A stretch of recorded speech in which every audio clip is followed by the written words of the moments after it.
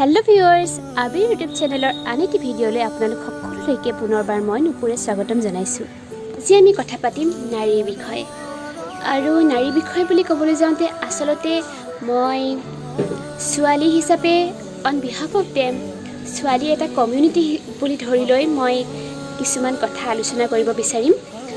আচলতে আমি সদায় পুৰুষৰ সৈতে সম অধিকাৰৰ বিষয়ে কওঁ, সম অধিকাৰৰ বিষয়ে মাত মাতোঁ। এই সম অধিকাৰ আচলতে আমি ছোৱালী হিচাপে কেনেদৰে বিচাৰোঁ, মোৰ ব্যক্তিগত অনুভৱখিনিয়ে আজি মই ভিডিঅ'টিৰ জৰিয়তে প্ৰকাশ কৰিব বিচাৰিছোঁ। আৰম্ভণিতে মই দৰ্শকসকলক অনুৰোধ জনাইছোঁ যে আপোনালোকে আজিৰ ভিডিঅ'টি চোৱাৰ পাছত যেন এক মনোৰঞ্জন বুলিহে গ্ৰহণ কৰে, কাৰণ ভিডিঅ'টি প্ৰস্তুত কৰোঁতে মই কোনো ধৰণৰ তথ্যৰ সহায় লোৱা নাই। আমি সততে শুনা এটা বাক্যবান হৈছে, ছোৱালী হৈ জন্ম হৈছে যেতিয়া চৰু ধৰিবই লাগিব। যিদৰে প্ৰত্যেক মানুহকে প্ৰত্যেক দিনাই গা ধুবলৈ শিকোৱা বেলেগকৈ নহয়, ঠিক সেইদৰে এজনী ছোৱালীকো ভাত ৰান্ধিবলৈ বুলি বেলেগকৈ প্ৰশিক্ষণ দিয়া নিশ্চয় কোনো প্ৰয়োজন নাই। কাৰণ তাই সৰুৰে পৰা যেনেকুৱা এটা পৰিৱেশত ডাঙৰ দীঘল হ'ব, যিধৰণে ঘৰৰ অন্য সদস্যসকলে ৰন্ধন প্ৰকৰণ কৰা দেখিব, তাইও শিকিব ভাত ৰান্ধিবলৈ।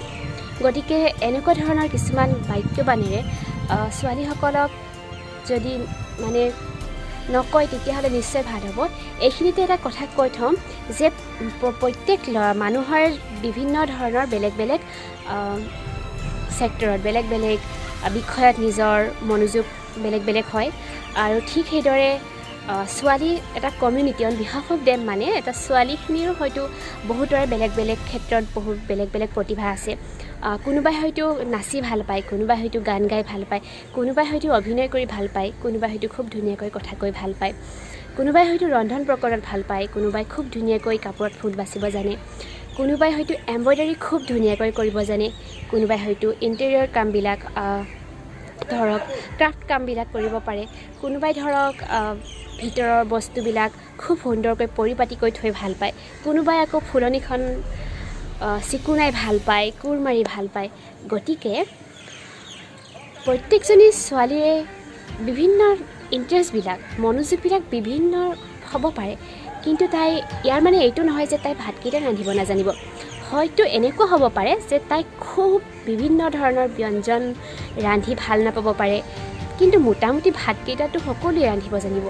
গতিকে ছোৱালীসকলক অকল ভাত ৰন্ধা ক্ষেত্ৰতে যদি আমি নকওঁ, অন্য ক্ষেত্ৰতো যদি আগবাঢ়ি যাবলৈ আমাৰ সমাজখনে তেওঁলোকক সুযোগ দিয়ে, নিশ্চয় আমাৰ সমাজখন সলনি হ'ব আৰু আমি তেতিয়া পুৰুষৰ সৈতে সম অধিকাৰৰ বাবে এখোজ আগবাঢ়ি যাব পাৰিম। যেতিয়া ছোৱালী এজনীৰ গ্ৰেজুৱেশ্যন কমপ্লিট হয়, তেতিয়া ওচৰ পাঁজৰৰ মানুহৰ পৰা আৰম্ভ কৰি সকলোৰে চিন্তা হয় যে ছোৱালীজনী গ্ৰেজুৱেশ্যন কমপ্লিট হ'ল, বিয়া দিয়াৰ বয়স হৈছে, ছোৱালী কুৰিতে বুঢ়ী, এনেকুৱা ধৰণৰ বিভিন্ন কথা কোৱা হয়, আহ শুকাইছে, এনেকুৱা ধৰণৰ কথাবিলাক কোৱা হয়।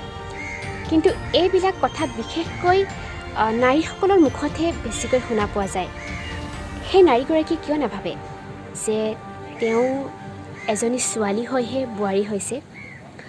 যিদিনাই নাৰীয়ে নাৰীৰ বাবে চকু পানী টুকিব, নাৰীয়ে নাৰীৰ বাবে কান্দিব পাৰিব, নাৰীৰ অন্তৰ নাৰীৰ বাবে কোমল হৈ পৰিব, সেইদিনাই হয়তো আমাৰ সমাজত নাৰীৰ বিৰুদ্ধে যিবিলাক অপৰাধ সংঘটিত হৈ আহিছে অকণমান হয়তো কমিব।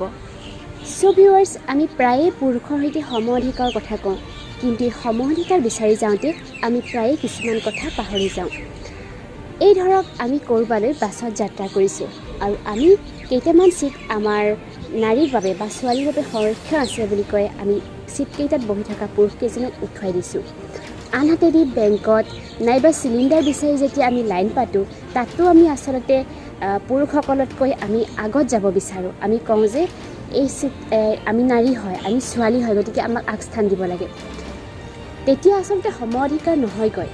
সম অধিকাৰ তেতিয়া হ'ব যেতিয়া আপুনি চাবুৱাৰ পৰা ডিব্ৰুগড়লৈ এজন পুৰুষৰ সমানে সমানে থিয় হৈ যাব।